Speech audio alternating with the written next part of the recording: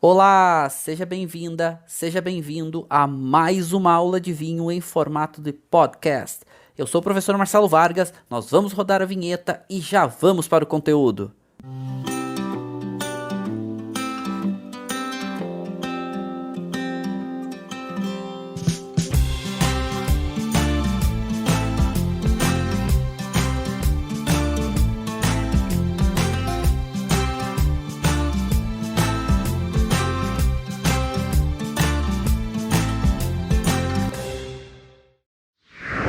Bom, sejam muitíssimos bem-vindos. Estamos começando uma aula muito especial hoje para falarmos sobre uvas tintas de Portugal.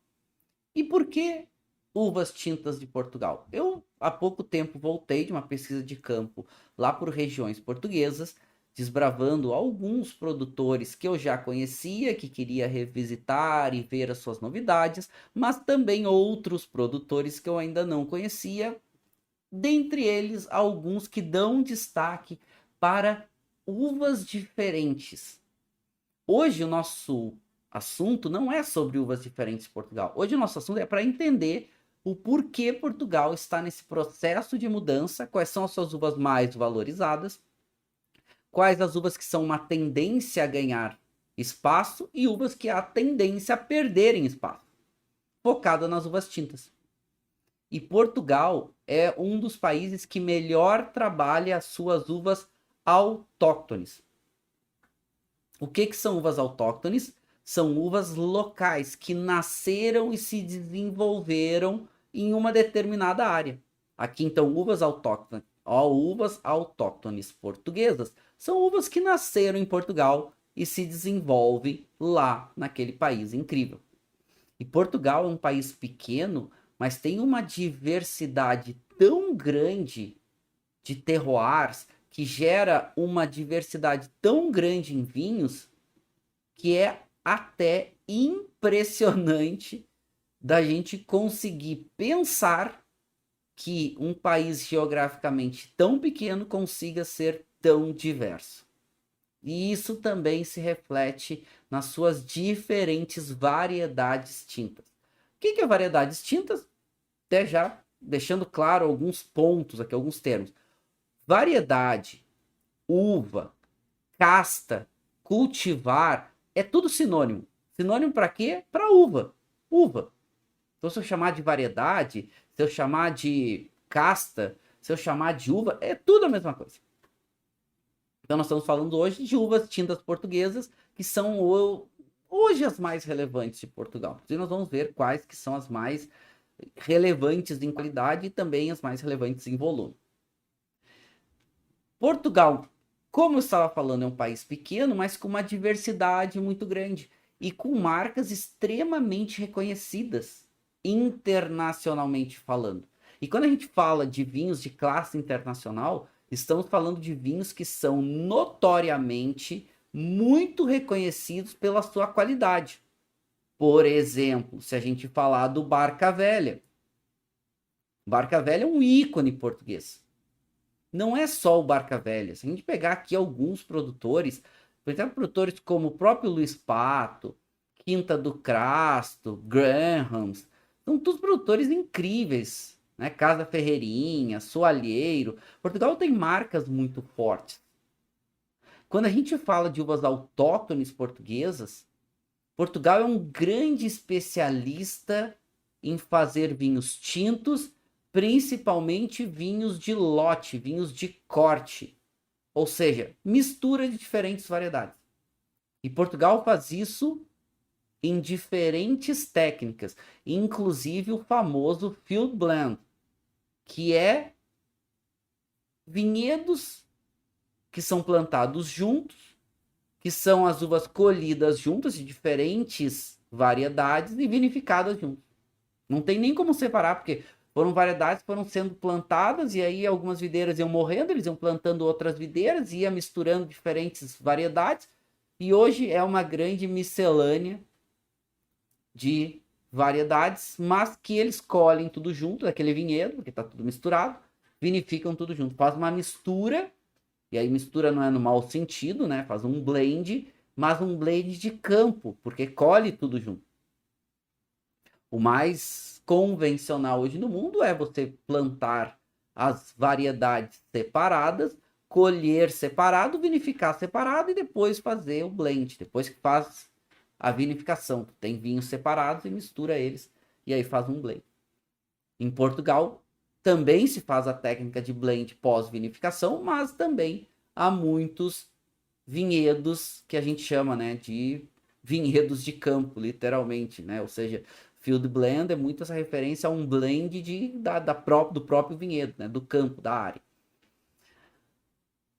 Portugal está aqui na nossa famosíssima Península Ibérica.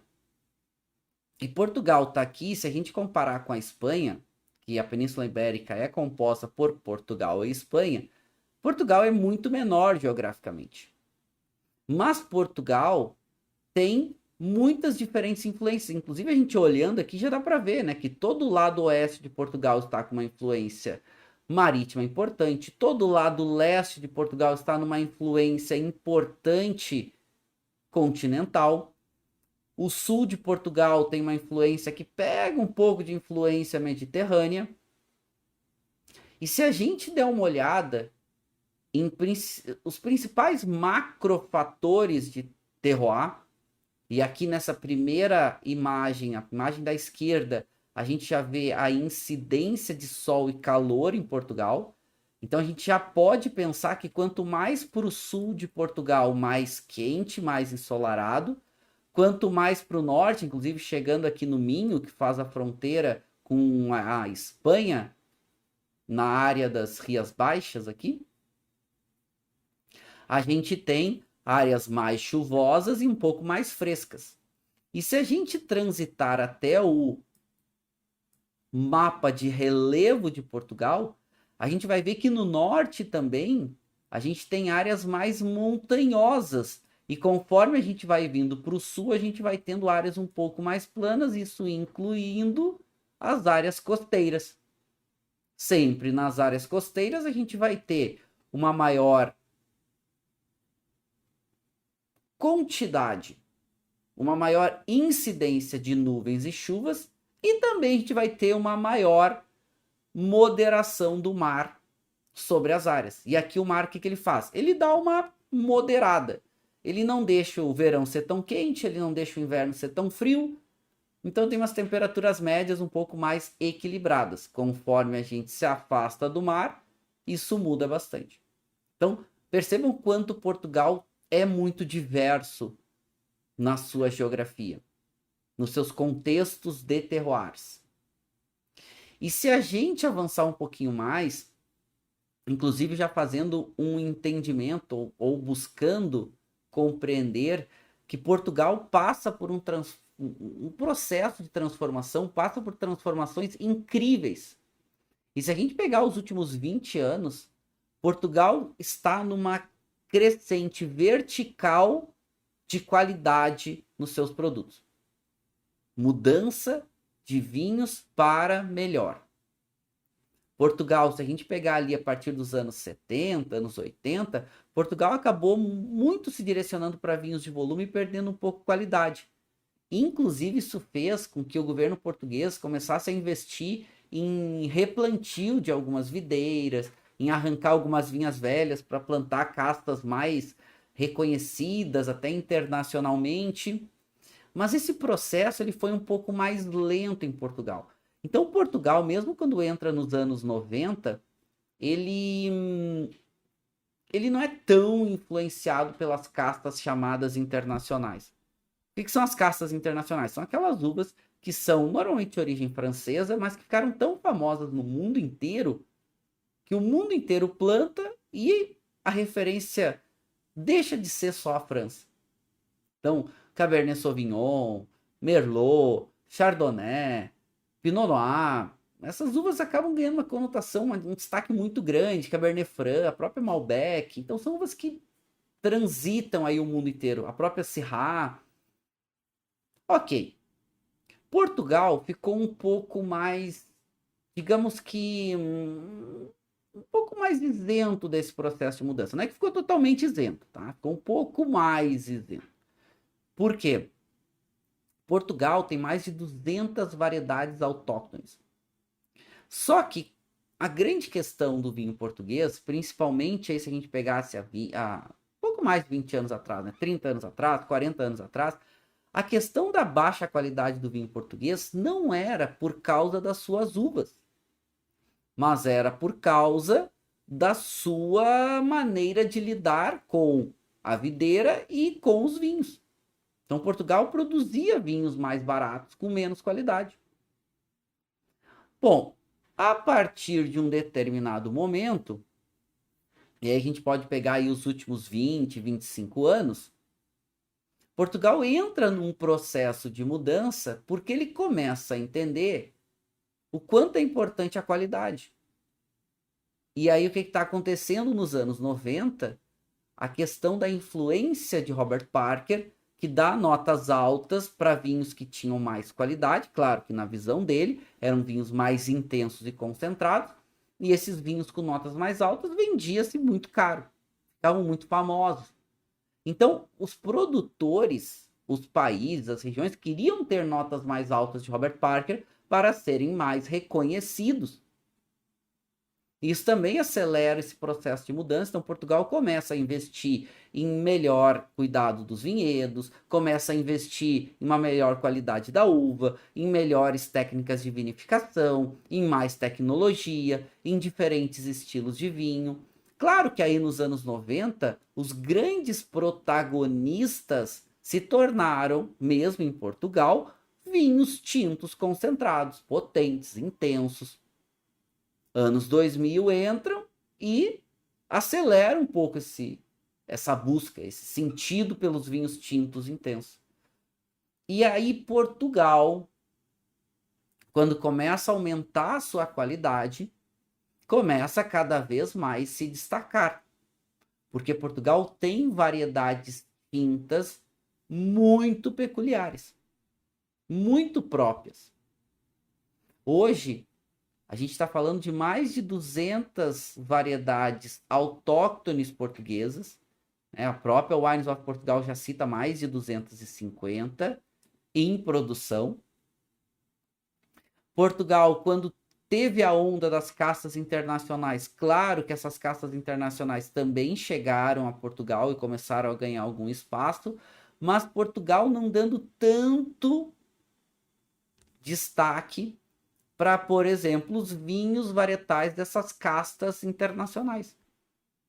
Então, chegou a Syrah, chegou, mas tu encontra poucos vinhos Syrahs varietal. A Syrah ela acabou entrando também muito em vinho de corte. Assim como o Cabernet Sauvignon, assim como o Chardonnay.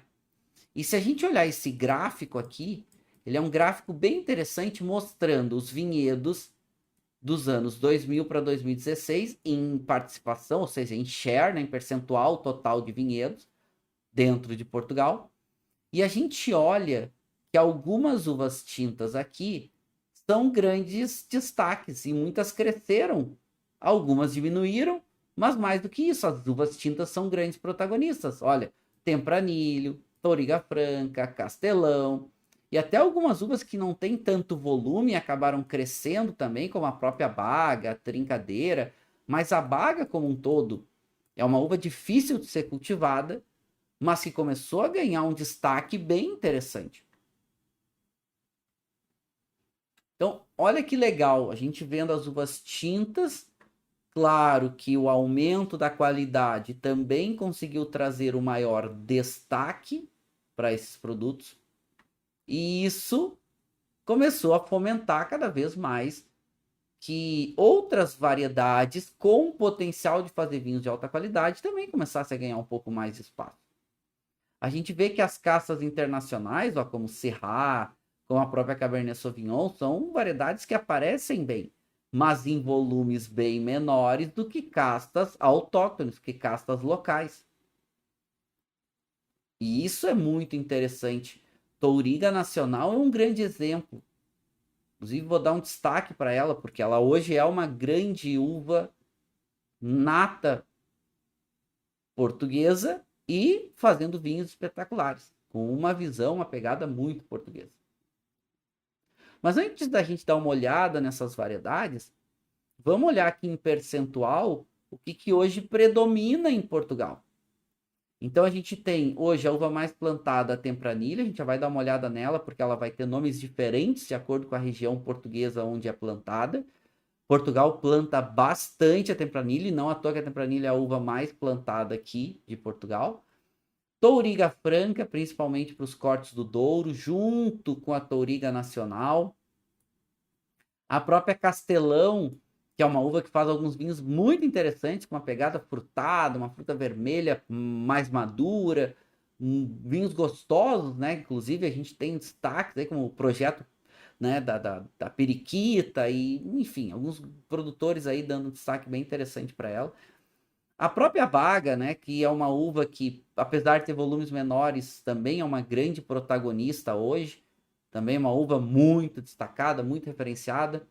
Então a gente vai dar uma olhada em algumas com um pouco mais de atenção, mas eu já posso falar para vocês que Portugal está passando pelos seus vinhos tintos por um processo de mudança muito interessante.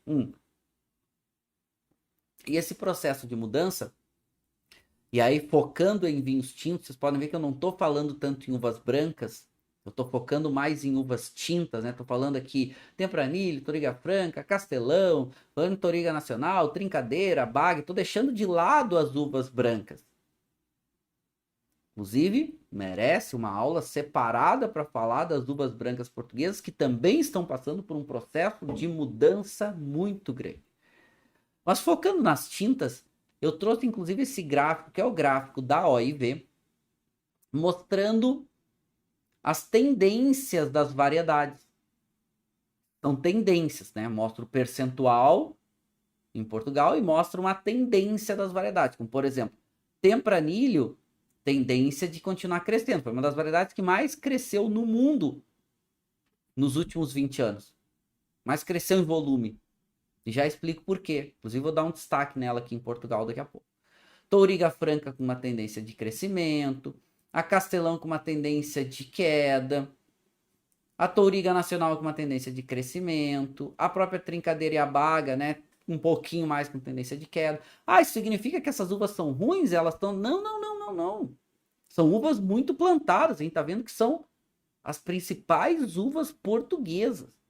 Então elas têm uma referência, um destaque muito importante. Agora, já posso dizer para vocês que o perfil do vinho tinto português está mudando. Em que sentido? No sentido de fazer vinhos menos intensos e menos duros. Vinhos que sejam mais fáceis de serem tomados mais cedo e principalmente vinhos mais leves.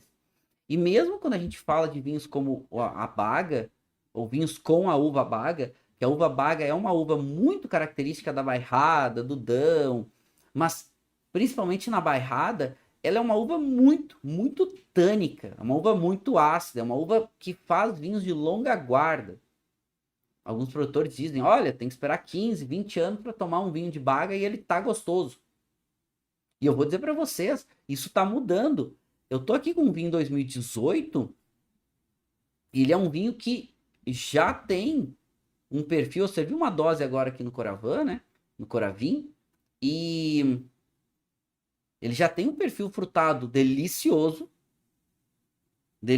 inclusive a gente tem bem a tipicidade da Baga, mas com um grande destaque para fruta muito presente.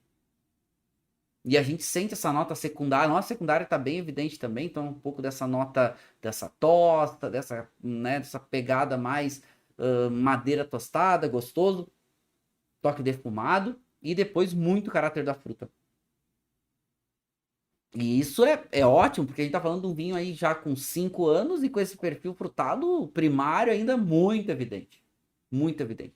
Então essa é uma tendência hoje dos vinhos portugueses, eles apresentarem um pouco mais dessa característica, desse caráter, vou botar aqui, ó, nossa uva, desse caráter um pouco mais frutado, desse caráter, e a gente daqui a pouco vai provar esse vinho, não é só o caráter aromático, mas eu tô falando também, e principalmente do caráter estrutural. Então, taninos menos agressivos, acidez um pouco mais controlada e equilibrada, vinhos com uma maior integração entre os seus elementos e principalmente um equilíbrio maior e que fazem com que a gente tenha muito mais prazer quando consome os vinhos. Mas Portugal consegue ter um grande destaque nos seus vinhos tintos e consegue dar um grande destaque para suas uvas autóctones, para suas uvas locais. E isso é muito bom. E muitas vezes, quando Portugal vai usar as castas internacionais, ele acaba usando essas variedades muito com um sentido de marketing, de mercado. Então pega lá uma mistura de diferentes uvas, então vai ter um corte lá que mistura aragonês, mistura lá um pouco de touriga nacional e daqui a pouco vai entrar lá um pouco de Syrah. Normalmente a Syrah não é a protagonista. Ela é uma uva que está ali trazendo algum destaque, trazendo alguma característica sensorial, mas também uma maior aceitação no mercado externo. Então vai lá um consumidor que não conhece castas portuguesas, lê o nome Syrah, que ele conhece, e ele, pô, vou levar esse aqui porque tem uma uva que eu conheço. Então Portugal usou muito essa técnica, usa ainda, mas usou muito mais antigamente essa técnica de botar uvas internacionais, muito por uma estratégia de marketing. Portugal sempre deu um destaque muito maior para suas uvas autóctones, para suas castas locais. E se tem essa diversidade tão grande e é tão rico nessa possibilidade de diferentes variedades, tem que explorar isso. É claro que isso sempre tem o viés comercial, mercadológico, e tem que vender. E falando especificamente da Tempranillo, e daqui a pouco a gente vai olhar ela com um pouco mais de calma, a Tempranillo é uma uva que ganha um destaque muito grande também em Portugal, não só na Espanha. Só que em Portugal ela tem alguns sinônimos, os dois principais vão ser Tinta Roriz, principalmente no norte de Portugal, e Aragonês, principalmente no sul de Portugal. Então, se a gente pegar as duas regiões mais notórias, tanto no sul quanto no norte, por exemplo, lá no norte, na região do Douro, a Tempranillo se chama Tinta Roriz. No sul, na região do Alentejo, a Tempranillo se chama Aragonês. É um nome local dela. É um sinônimo. É a mesma uva, é a uva Tempranillo. E se vocês olharem aqui nesse mapa, nesse gráfico, vocês vão ver o quanto Portugal cresceu as suas áreas de vinhedo comparando os anos 2000 para os anos 2016, que é o gráfico vermelho, para a uva Tempranillo. Eu vou chamar só de Tempranillo para ficar mais fácil, porque se eu falar Tinta Roriz, se eu falar Aragonês, é a mesma coisa. São três sinônimos para a mesma uva. Claro que quando eu estiver na região, talvez eu cite ali com o nome local dela. Mas Tempranillo é um nome internacional, inclusive a OIV usa o nome internacional. As pesquisas do Dr. Kim Anderson, que é um grande pesquisador em áreas de vinhedos no mundo, né, nos números, no volume de produção, na quantidade total de vinhedos. Ele é um pesquisador, é um PhD lá da University of Adelaide, lá do sul da Austrália, né, um centro de pesquisas aí mais importantes de todo o mundo relacionado à vitivinicultura. Ele também publica com o nome internacional, Tempranillo. Por isso que eu estou usando essa referência Tempranillo. Bom? Pois bem, Tempranillo é uma grande variedade.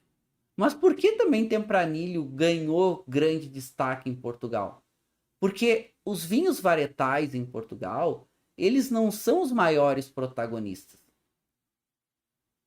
Os maiores protagonistas nos vinhos portugueses tintos são os cortes, são os blends. E se a gente olhar um ícone português, que é o Barca Velha é um dos grandes vinhos de Portugal, uma das maiores referências dos vinhos portugueses, mas também uma das maiores referências de vinho no mundo. É um grande ícone português, realmente. E se a gente olhar o Barca Velha ele é um corte, ele é um blend que envolve Tempranillo, que envolve touriga franca, que envolve principalmente touriga nacional para dar potência e intensidade. Passa um longo período de evolução, mas percebam que normalmente o maior volume do Barca Velha é tinta roriz, é a Tempranillo. A gente vê mais a Touriga Nacional um pouco mais presente para dar potência, para dar intensidade. Agora, por que a Tempranillo ganha tanto espaço? É porque ela já existia há muito tempo? E a resposta é não. Não é porque ela já existia há muito tempo. Ela ganha muito espaço porque ela é uma variedade que tem algumas peculiaridades. Dentre elas, fazer vinhos com um equilíbrio maior e com um bom potencial de envelhecimento. Bom potencial de envelhecimento, sinônimo, bom potencial de guarda. A gente vai encontrar em Portugal muito mais esses temas. Até encontra com o nome Tempranillo, tá? Encontra. Mas vai encontrar muito mais os vinhos com essa citação do sinônimo tinta roriz no norte, aragonês para o sul. Então, se pegar o norte aqui de Portugal, pega a citação tinta roriz. Se pegar o centro-sul principalmente, pega a citação aragonês. É a mesma uva que a gente encontra na Espanha com o nome de Tempranillo, Tinta de Toro, Tinto Fino em Ribeira del Duero, Tempranillo nas outras áreas da Espanha. É a mesma uva. E qual é a peculiaridade da Tempranillo em Portugal?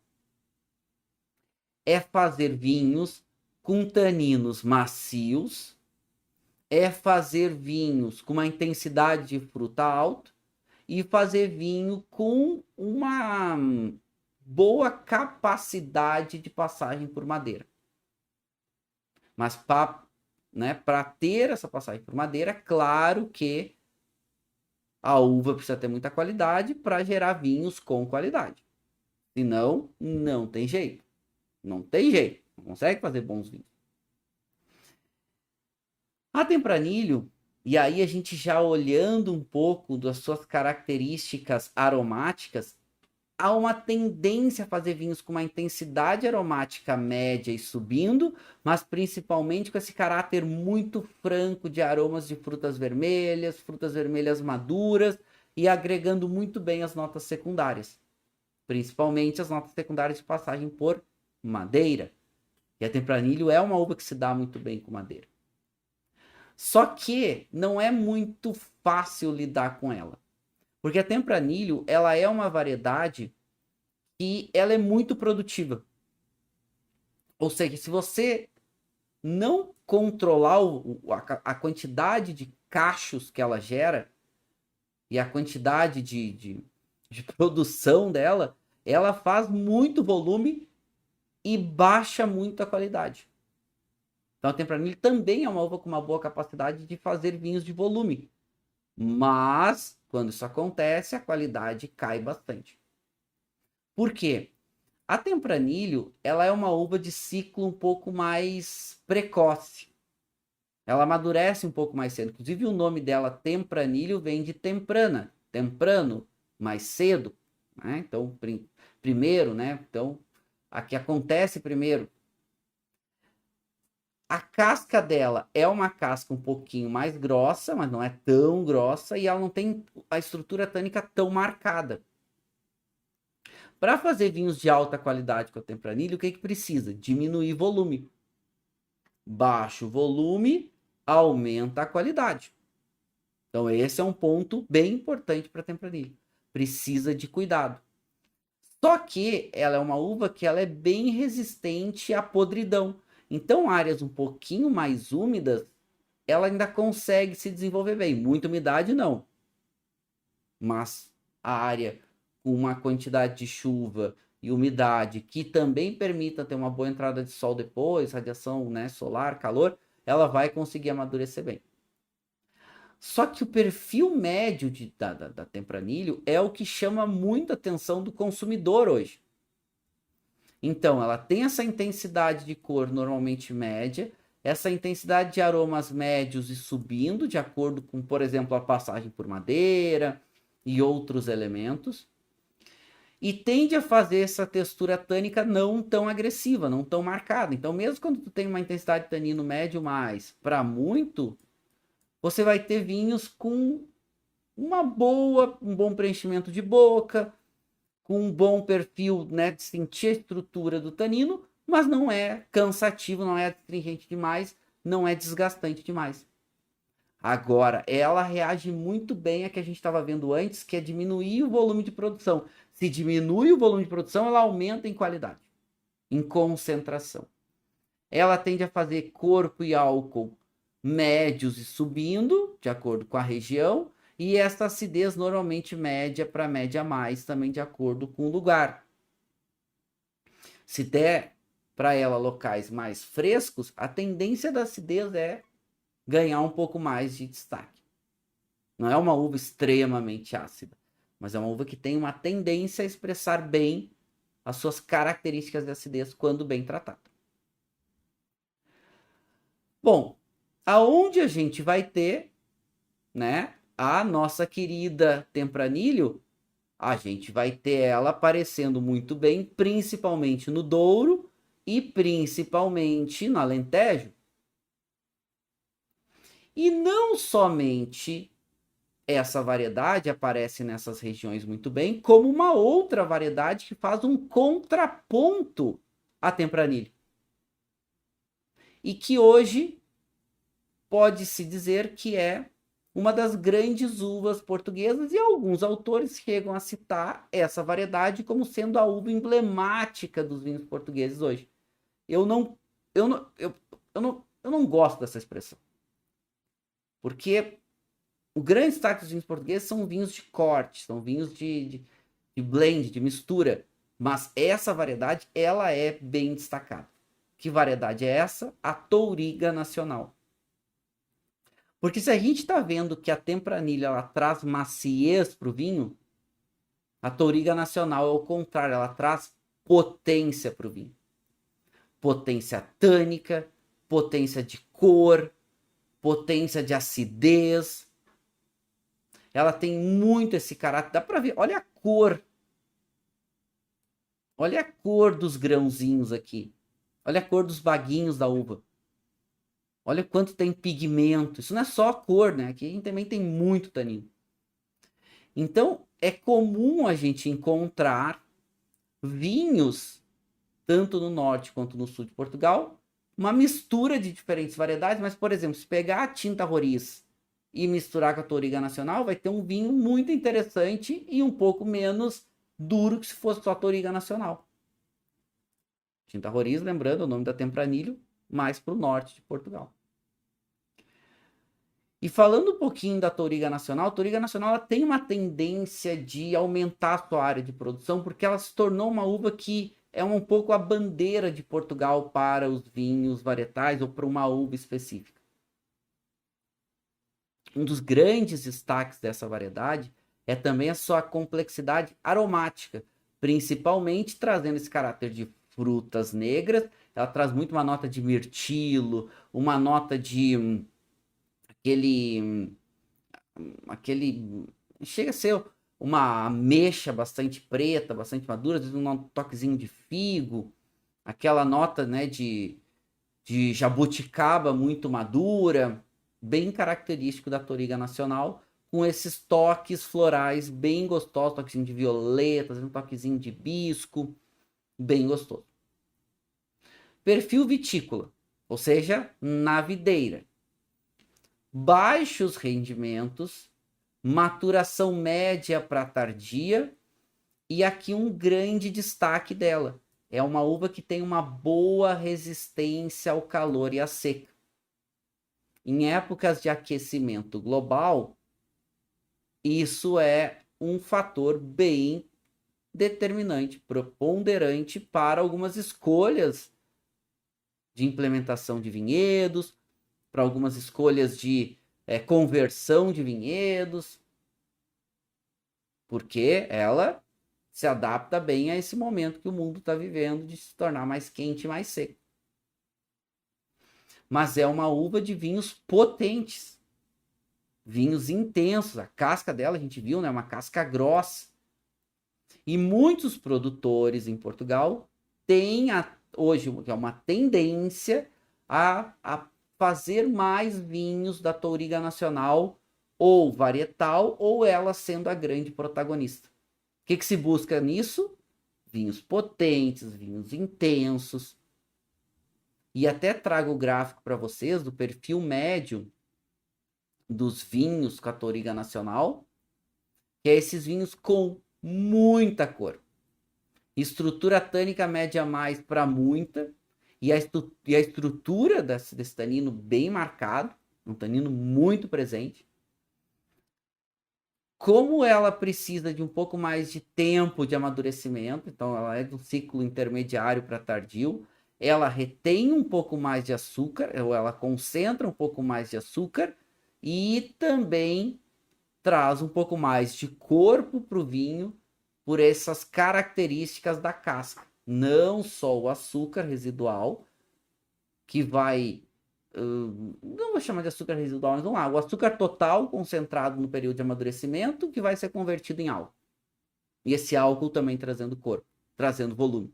Mas também essas características da casca que são extraídas durante o processo de fermentação, também trazendo potência e intensidade para os vinhos. Trazendo vinhos mais encorpados, mais complexos. É uma uva para vinhos potentes, para vinhos intensos. E cada vez mais a gente está vendo a Touriga Nacional em diferentes áreas de Portugal. Não somente em áreas muito específicas, né? A gente está vendo ela em diferentes perfis, em diferentes áreas. E não só no norte, não só no Douro, não só no Alentejo, a gente está vendo ela muito no Dão, né? A grande referência do Dão. A gente está vendo ela aparecer muito em Lisboa, a gente está vendo ela aparecer muito em regiões um pouco mais para o sul, no próprio Tejo. Perfil aromático dela é outro grande diferencial. Então ela vem de áreas, por exemplo, em Portugal, mais costeiras, ela desenvolve um pouco mais desse aroma de amora, amora vermelha, amora madura. Conforme vai pegando áreas um pouquinho mais quentes, há uma tendência a começar a desenvolver um pouco mais esses aromas, mais puxado para uma ameixa, para uma geleia, né? Muito comum uma geleia de mirtilo, uma geleia de frutas negras, até chegar a aromas de ameixa seca, um toque de figo turco, em locais um pouco mais quentes. Aonde acontece essas características? Bom, depende do lugar onde ela é plantada. Por exemplo, ela é muito plantada no Douro. É lindo, né? É lindo o Douro, é lindo esse cenário, é linda essa paisagem. É realmente encantador, né? A gente olhar aqui o Douro, é um daqueles lugares que realmente nos encantam. E a Touriga Nacional vem muito bem aqui. Tanto para os vinhos tintos, quanto para os vinhos fortificados, como o vinho do Porto. O vinho do Porto, né? As uvas vêm daqui, da região do Douro.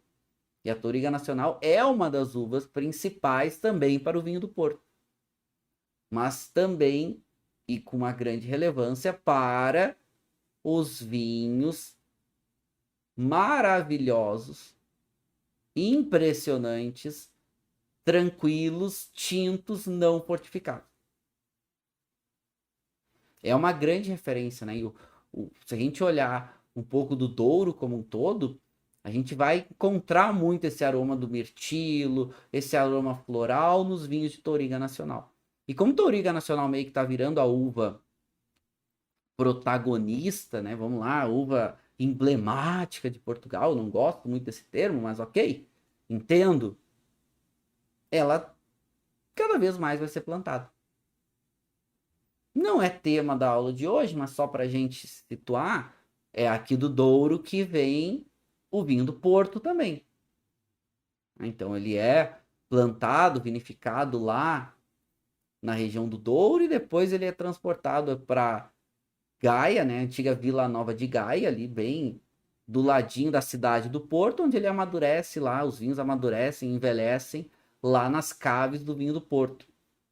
Inclusive, vale muito a pena conhecer, visitar. Tem várias caves lindas ali em Gaia e vale muito a pena conhecer, né? A Grahams, a Taylors, a Sandman. Tem uma mais incrível que a outra. Olha, tem uma cidade que eu amo no mundo, dentre muitas, é a cidade do Porto e a cidade de Gaia, né? São cidades irmãs, só o rio Douro que passa bem no meio, separa as duas, tem uma ponte, né? Aliás, mais de uma, mas você tem uma ponte principal ali para você cruzar e é um lugar simplesmente apaixonante. Então, Touriga Nacional é uma das uvas principais aqui do Douro e, claro, uma das uvas principais também do vinho do Porto. No Alentejo é outra área muito importante para a Touriga Nacional. Mas o Alentejo é uma área mais ao sul de Portugal, um pouco mais baixa e um pouco mais quente ainda que o Douro. E o Douro é quente, mas o Alentejo é mais. O que acontece no Alentejo? O perfil da Touriga Nacional muda muito. Ela ganha muito mais essa nota de geleia, de cassis, essas notas puxando para uma flor de violeta mais seca, essa nota de que remete a uma ameixa seca. A Touriga Nacional é uma uva que se dá muito bem com passagem por madeira, então também ajuda nesse trazer uma complexidade aromática um pouco maior. Perfis de aromas e sabores diferentes. Então traz mais amplitude, traz mais concentração aromática, ajuda no potencial de guarda, a gente sabe que passagem por madeira ajuda. Então tem uma uva, a Touriga Nacional, com muito tanino, com muita acidez, muita intensidade de aromas e sabores. Você passa por madeira, principalmente madeira nova, que ajuda no potencial de guarda, né? Principalmente na estabilização de cor, dá uma maciada na estrutura tânica, dá uma concentrada no vinho, pum! A gente tem a receita aí para esses vinhos potentes, intensos e de longuíssima guarda. Então, atenção para cada vez mais vermos vinhos com maior protagonismo da Touriga Nacional para os vinhos portugueses. Gosto bastante, tá?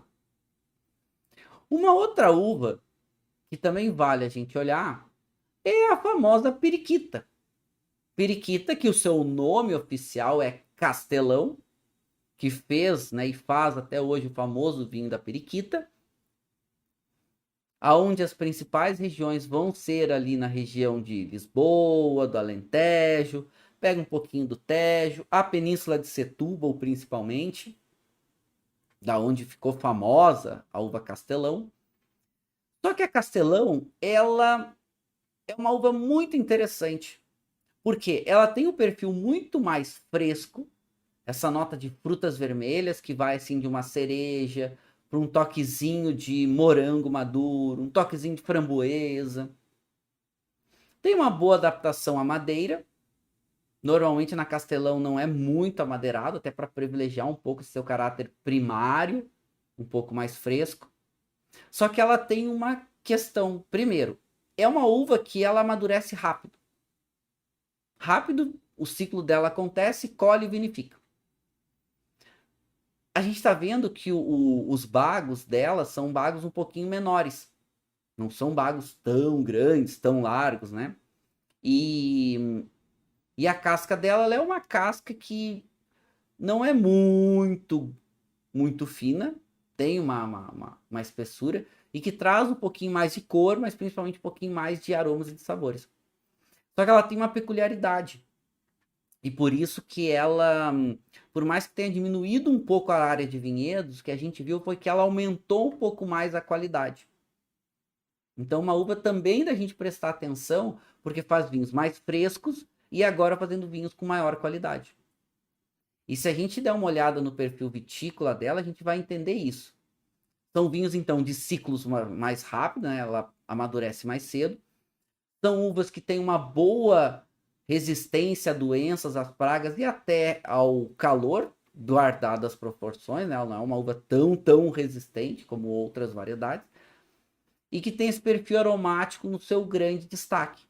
Então, colhe cedo, perfil aromático mais fresco, né? Tende a fazer vinhos um pouco mais leves. Não são vinhos para guarda, mas são vinhos para ser gostosos, para serem consumidos jovens e tudo mais. E esse é um grande diferencial dela, porque é uma tendência nos vinhos portugueses e no mundo, vinhos um pouco mais leves, vinhos um pouco mais frescos. E a Castelão é uma uva que vai muito bem. Ela ficou um pouco digamos que mal vista por causa dos vinhos de volume, né? Principalmente da Península de Setúbal e tudo mais, mas a qualidade dela é uma qualidade alta e ela tem uma boa produtividade. Grande diferencial dela, disparado, perfil aromático. Esse perfil aromático de fruta vermelha é muito destacado. E assim, quando bem cuidada, até a acidez dela sobe um pouco mais. Então a acidez sobe de média. E essa intensidade de cor, quando concentrada, também sobe um pouquinho mais. Normalmente de uma média para média a mais.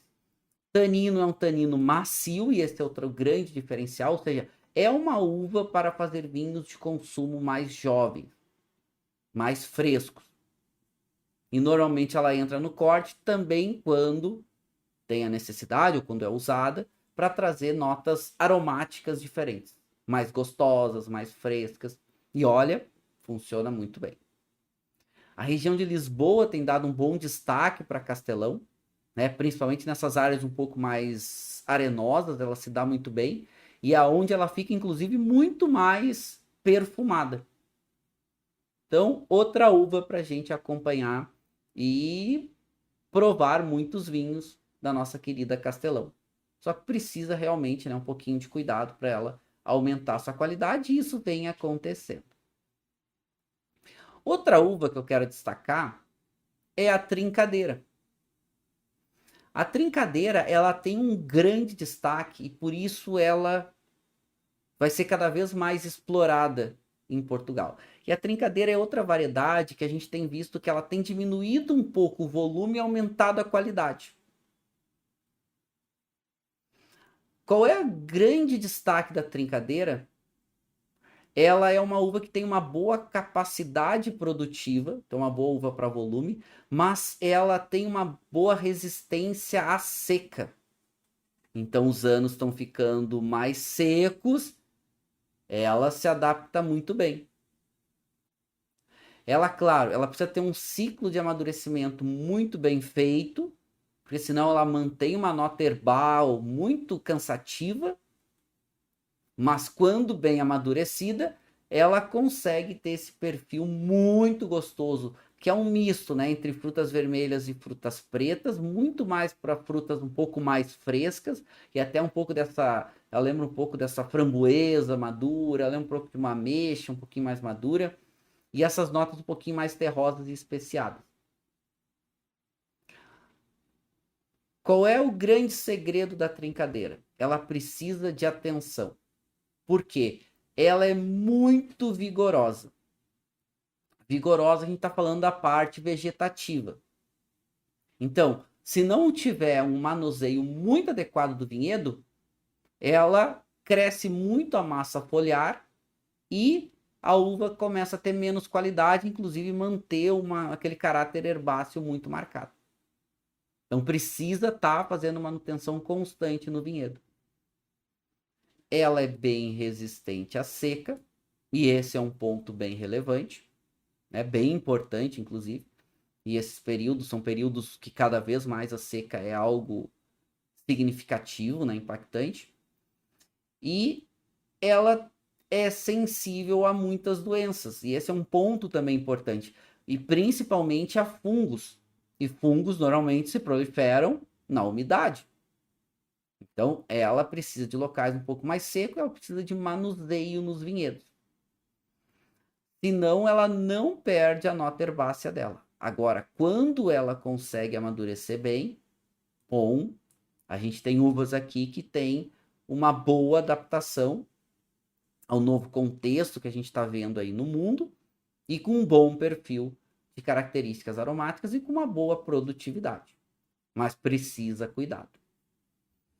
Ela se adapta muito bem a essas regiões, inclusive mais quentes, né? Como, por exemplo, o Alentejo, uma parte do Tejo, até um pouquinho mais para o sul, uma parte de Lisboa.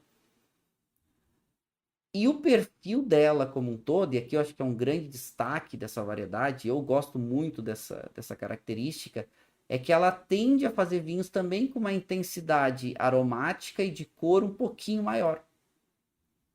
Então isso para corte também é bem interessante.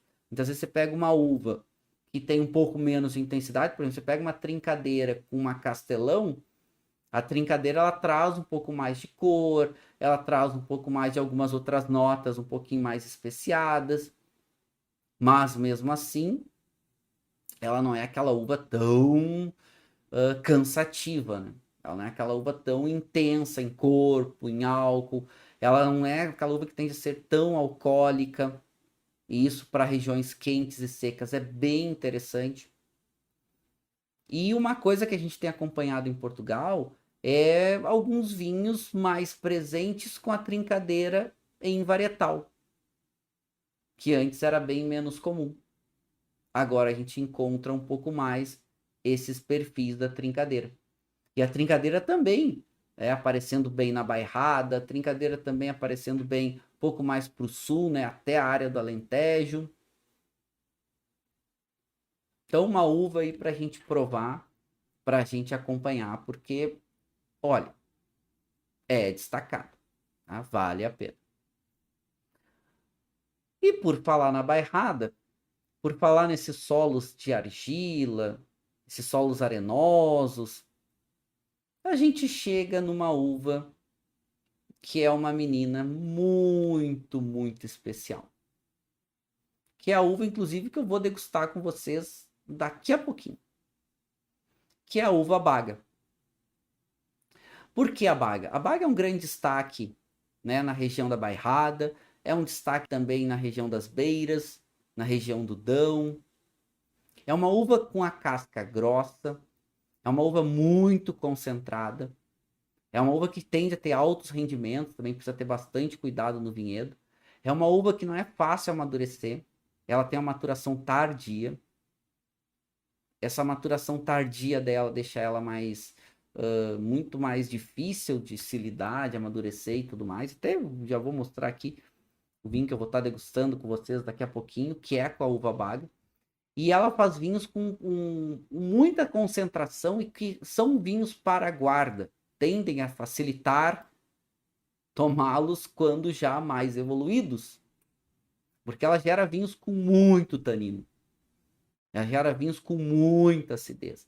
E esse caráter, que ele tem esse caráter de ameixa preta madura, com essas notas normalmente um pouquinho mais aromas defumados, aqueles aromas muito mais de tosta, aqueles aromas muito mais especiados, né? Ela tem uma tendência aqui, um toquezinho de cravo, um toquezinho de canela. Aliás, esse vinho, né, que eu vou degustar com vocês, eu tava cheirando ele antes. Ele é um vinho que passa aí 1 ano em barrica e ele tem esse aroma secundário muito marcado. Ele tem um aroma que lembra um pouco Nescafé, né? Aquele tostadinho do Nescafé. E aqui muito evidente. Mas muito também essa nota que ele tem aquela nota um pouquinho de alcaçuz, né? Aquele alcaçuz gostoso. Tem uma nota láctea aqui também, interessante. Essa nota láctea também traz uma complexidade aqui. Provavelmente da malolática que aconteceu. Então, é uma uva, né? Ela é uma uva fácil, não é uma uva fácil. É uma uva que foi resgatada principalmente por causa do trabalho do Luiz Pato, aqui na Bairrada, que acreditou muito nessa uva. E ele foi que levantou a bandeira. Claro, outros produtores, como o Mário Sérgio e outros aqui na Bairrada, também dando destaque para a baga. Só que não é uma uva fácil.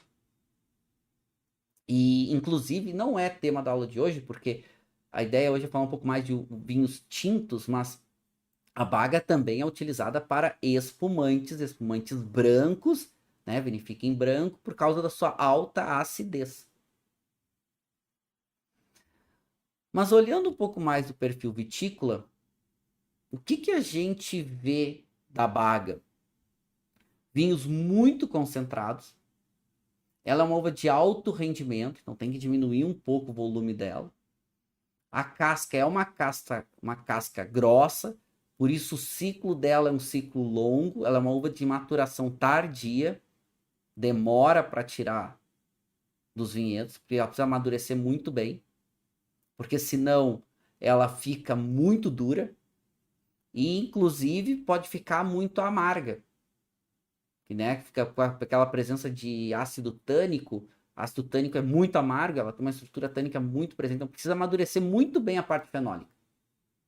Senão, o vinho não fica bom. E ela não gosta de lugares muito úmidos. Então, ela gosta de locais um pouquinho mais secos. E isso também é bem interessante.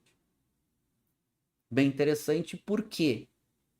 Porque essa uva faz vinhos potentes de longa guarda, tem que ter cuidado, né, para ela conseguir elaborar, mas vinhos que começaram a se tornar muito famosos, porque quando ela evolui, fica com um aroma complexo, amplo, ela ganha profundidade e ela fica, né, com vinhos aí simplesmente espetaculares. Espetaculares. Então eu gosto muito da Vale. E cada vez mais a gente vê produtores trabalhando ela de uma forma adequada. E a bairrada, com certeza, aí é a grande bandeira, né, da uva Baga. Qual é o perfil médio que a gente espera dos vinhos de Baga? E por isso essa dureza, né? Essa intensidade. Muito tanino, muita acidez. Vinhos que tendem a ter corpo e álcool médio mais para muito. Então aqui, eu tenho um vinho de Baga que tem já 14% de álcool. Só para começar. Então, ela concentra um pouco mais de açúcar, e claro, esse açúcar é convertido em álcool, e esse álcool, né, com toda a sua potência, com toda a sua intensidade. Então, vai trazer mais potência para o vinho, vai trazer mais corpo para o vinho, mais volume de boca. O tanino da Baga também é um tanino marcado. É um tanino bem evidente, bem granuloso. Então, também precisa ser muito bem vinificada, muito bem amadurecida. Não é qualquer um que consegue fazer bons vinhos de Baga. E também são vinhos com muita cor. Aliás, até já vou degustar com vocês. Então, estou degustando aqui um vinho da Bairrada, né? DOC Bairrada, da Quinta do Encontro. Um vinho 100% Baga e que passa 12 meses em carvalho. É um vinho 2000 da safra 2018. E o que a gente tem aqui? Então já dá para a gente ver, ó, um vinho com muita intensidade de cor, visualmente falando, né, difícil de ver através dele. É um vinho tranquilo, vermelho rubi bem vivo. É 2018, mas o vermelho rubi muito vivo. Não tem nada de reflexo na borda, nem nada. Bem intenso. Nossa, ele é um vinho que ele chega a ser viscoso na taça, né? Agita a taça assim, é viscosão, né? O vinho chega a ser pesado. No nariz, intensidade média a mais.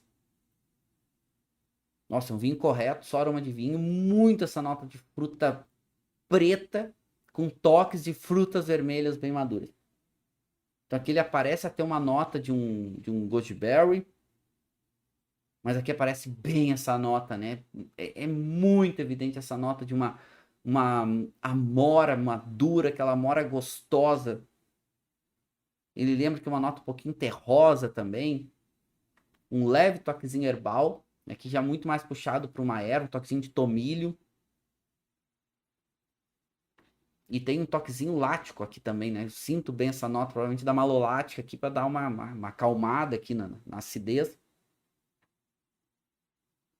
Bom, em boca, eu vou tomar um gole. Primeiro gole eu não vou avaliar, eu vou só passar o vinho pela boca para sentir um pouco mais suas características, né? Para dar uma preparada na minha boca, porque é um vinho intenso e aí, no segundo gole eu consigo avaliar com um pouco mais de tranquilidade, porque aquele primeiro gole vai ser agressivo, né? Ele vai ser intenso, tá? Tudo desenhado para isso. Um.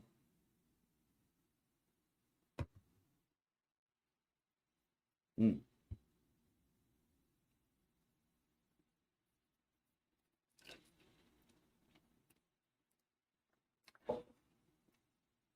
Intenso, potente, alcoólico, tá? Tânico, mas os elementos estão um pouquinho ainda desintegrados, bem presentes, mas até com um bom equilíbrio. Né? Acidez também fazendo um trabalho importante aqui. É um vinho que já é gostoso. Duro, intenso, mas já é gostoso. Bom, vou tomar um segundo gole agora para avaliar e falar um pouco das características desse vinho. Mas já posso antecipar para vocês, é um vinho que é de presença. É um vinho que é para gastronomia, é para harmonização. Hum, hum.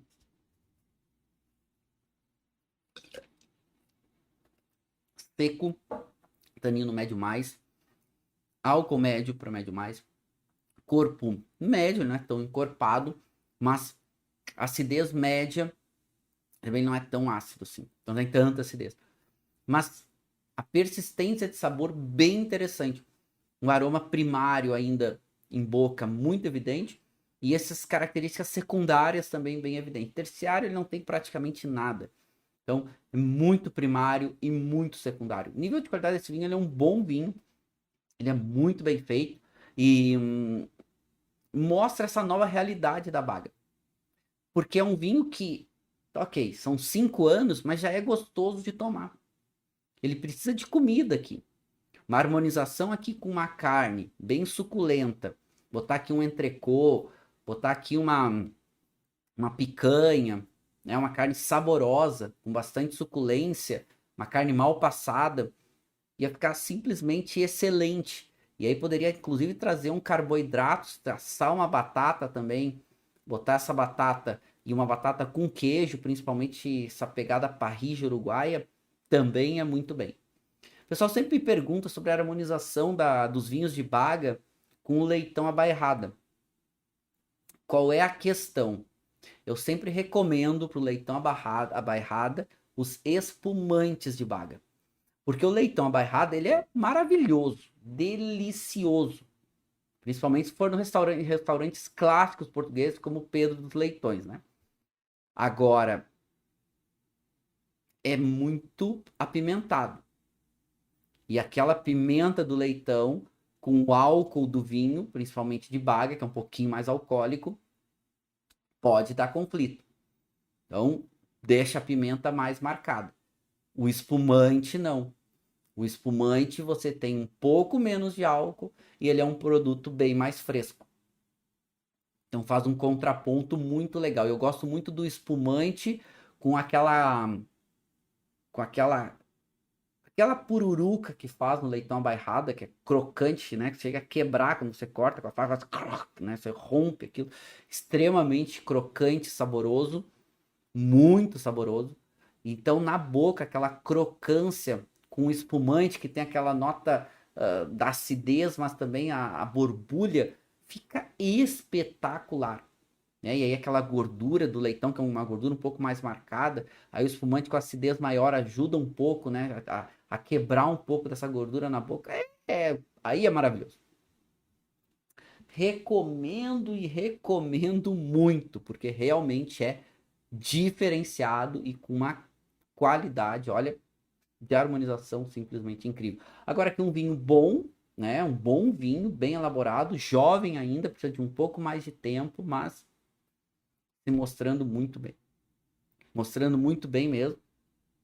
E olha, muito, muito interessante. Esse novo perfil dos vinhos com baga.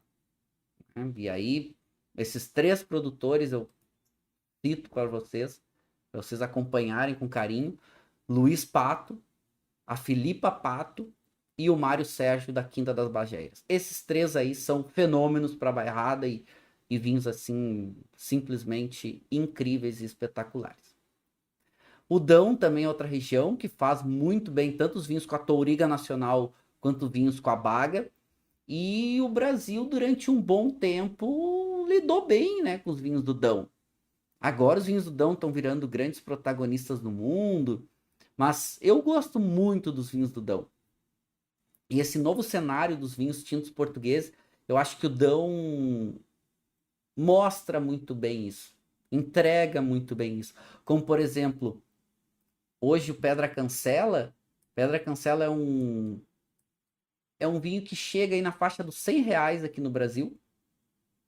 É um vinho de Touriga Nacional e entrega muito bem. inclusive ganhando prêmios, seguidamente ganha prêmios. Então, mostra muito assim do que o Dão consegue fazer desses vinhos complexos, mais frescos e com amplitude de características, né?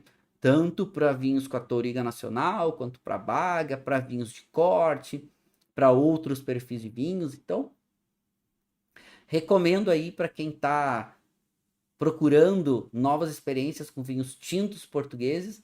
Os vinhos do Dão, não é que eles sejam necessariamente novos, mas acompanhar um pouco desse perfil desses vinhos vale muito a pena. Quem tiver a oportunidade de provar o famoso vinho da Vinha do Contador, que é do grupo, né, da Quinta do Encontro, recomendo fortemente. Os vinhos são espetaculares, é um vinhedo único, pequeno, impressionante, recomendo fortemente. E ver um pouco desse novo perfil dos vinhos portugueses, tintos, intensos, mas um pouco mais frescos, para consumos mais jovens, para tomar o vinho mais jovem e o vinho ser gostoso, para o vinho mostrar bem suas características, mas não precisar esperar tanto tempo.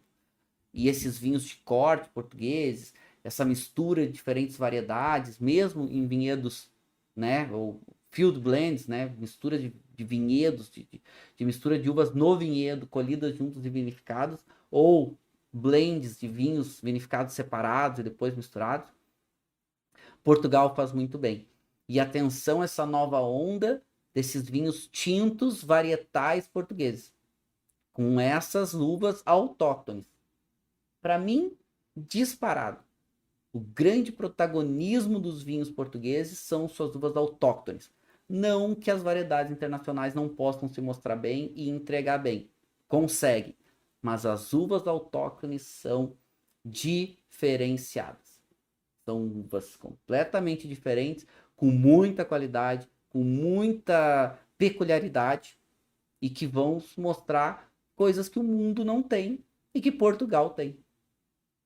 E vamos acompanhar essas novas uvas portuguesas que estão vindo, que antes tinham menos destaque e que hoje o mundo está muito mais aberto a provar, degustar. Como, por exemplo, uvas que estavam, né, praticamente descontinuadas, menos valorizadas e perdendo espaço para as variedades internacionais, hoje conseguem ser, e não só ser destaque, mas conquistar e buscar ali seu espaço, a sua representatividade. Legal, né? Legal a gente passar um pouquinho pelas uvas tintas portuguesas, pelos vinhos tintos portugueses, por esse novo cenário dos vinhos portugueses, cada vez mais frescos, para consumos mais jovens, vinhos mais equilibrados, vinhos com mais acidez, mesmo vinhos tânicos, intensos, potentes, um pouco mais equilibrados e frescos. Eu adoro os vinhos portugueses e recomendo, né? Porque a gente tem um preço do vinho português no Brasil um pouco mais interessante. Não é que seja barato, não tem vinho barato no Brasil. O vinho no Brasil é caro, tem jeito. Mas os vinhos portugueses são um pouco menos caros, entregando aí algumas características muito interessantes, principalmente com uvas autóctones, né, uvas locais portuguesas, seja em corte, seja em varietal. Adorei a gente falar um pouquinho mais e provar um pouquinho mais, né, desses vinhos portugueses, dessas uvas portuguesas, e merece a gente falar mais sobre isso em alguns novos encontros, porque realmente a gente tem muito que falar sobre as uvas tintas portuguesas, que foi um cenário do que está acontecendo por Portugal e algumas uvas aqui que vale a gente acompanhar nesse processo de mudança. Adorei, né? Quero deixar um beijo muito mais que especial, deixar aquele brinde final.